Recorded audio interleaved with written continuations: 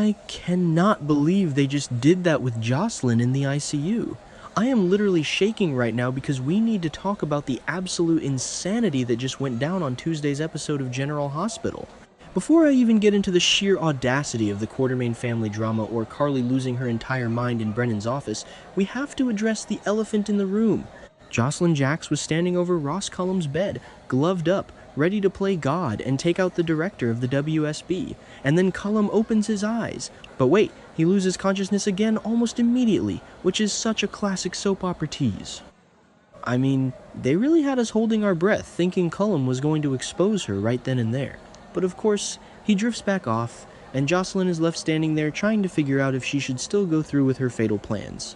And then Lucas Jones walks in. Lucas! Of all people! The man who just saved Cullum's life on the operating table, completely unaware that he just saved the monster who stabbed his boyfriend Marco Rios to death. So Lucas walks in, and Jocelyn immediately pivots.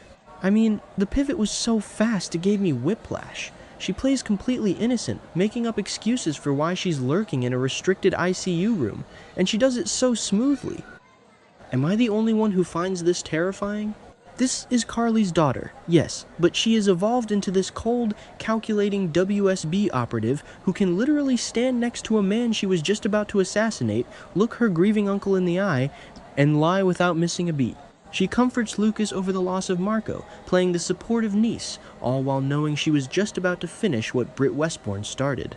I've been watching this show for years, and remember when they tried to make Jocelyn this innocent, moral compass character? Yeah, didn't work then either. But this dark, espionage-driven Jocelyn? I am absolutely here for it, even if it scares me half to death. And then we have Lucas. Poor, sweet, chronically heartbroken Lucas Jones.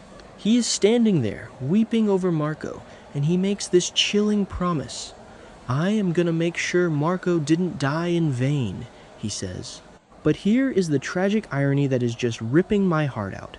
Lucas is the one who saved Cullum. He was in Trauma 1, fighting tooth and nail, screaming that his patient wasn't going to die on his watch.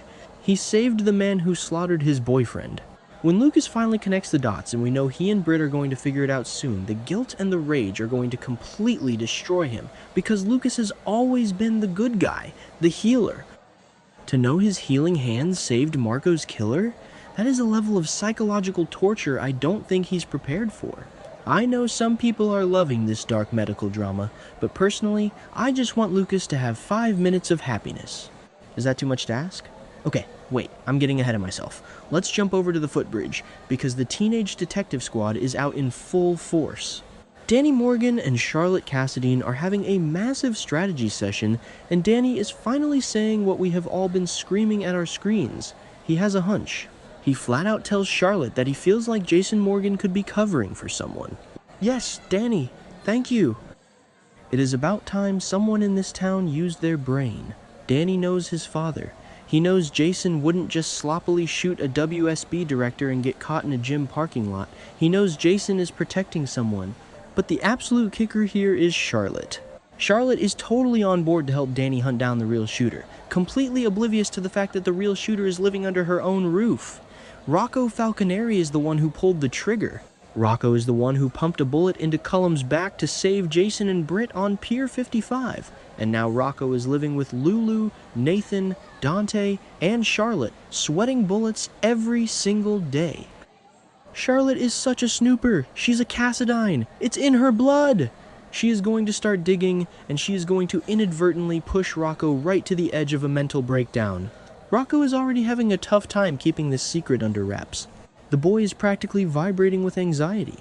If Danny and Charlotte bring him into their little investigation, asking him for clues about what happened that night, Rocco is going to crack.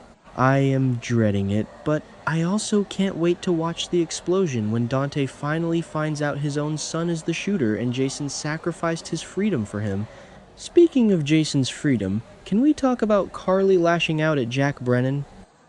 I am sorry, but Carly has absolutely zero right to be this outraged when she is currently hiding a fugitive, Valentine Cassadine, in her attic. But she storms into Brennan's office demanding answers about Jason's fate, and Brennan just hits her with the harsh truth. He keeps things vague at first, trying to spare her the horrifying details of whatever WSB black site Jason is currently rotting in. But Carly pushes, because Carly always pushes. And Brennan finally admits that he assumes Jason isn't being treated well, and it's highly unlikely he will ever come home. The gasp I let out, "I know Steve Burton is taking a break," but hearing it said out loud that Jason might never return, it hurts.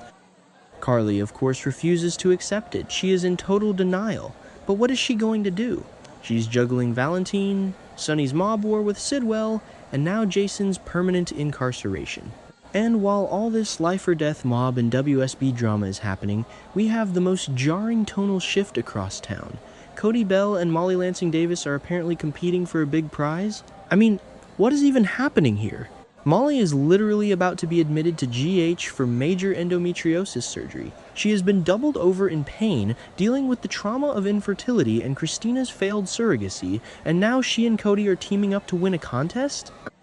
Molly gets on board with Cody's idea, and they end up super excited when they emerge victorious.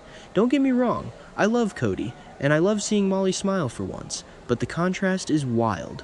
One side of town is dealing with assassinations and black sites, and the other side is winning a raffle. But honestly, Molly needs a win right now before she goes under the knife, so I will allow it.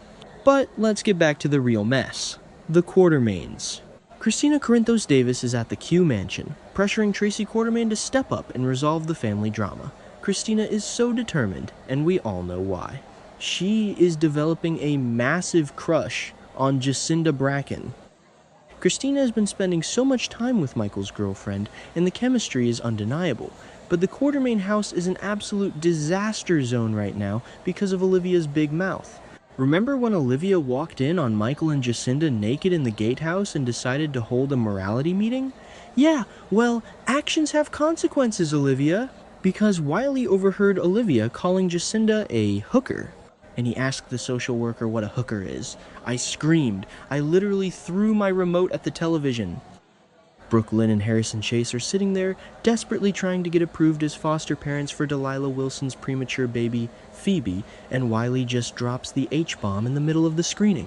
Brooke Lynn and Chase handle the situation as best as they can, trying to smooth it over, but the damage is done. They are terrified they won't get approved now. And my heart breaks for them because we all remember what happened with Bailey Lou. Brooke Lynn gave up that baby to Maxie, and it destroyed her. Now she and Chase are getting so attached to baby Phoebe, and if this social worker denies them because of Quartermain dysfunction, I am going to riot. But here comes Michael Corinthos to the rescue. Michael knows he has strings he can pull, but he realizes someone else has way more power in this situation. He urges Chase and Brooke Lynn to turn to Congresswoman Willow Kane. Yes! Finally, Willow's political position is being used for something other than Jen Sidwell's twisted blackmail schemes. Willow has been under Sidwell's thumb for weeks, secretly drugging Drew with a paralytic that mimics a stroke. She is trapped in this nightmare, doing Sidwell's dark bidding. But this is a chance for Willow to actually put her power to good use. She can use her congressional influence to bypass the red tape and seal the deal on Chase and Brooke Lynn's foster parent status. General Hospital spoilers say Brooke Lynn and Chase are going to request Willow's influence very soon, and Willow is going to jump at the opportunity. She needs to feel like a good person again. She needs to do something pure and right to counteract the horrific things she is doing to Drew. But will it be enough? Sidwell is going on the warpath by Friday to avenge Marco's death. He is issuing new orders, and Willow is going to make a shocking realization that could blow his entire operation apart. Is she going to figure out that Nathan West is secretly working for Sidwell? Is she going to realize Cullum killed Marco, not Sonny? I don't know, but the tension is killing me.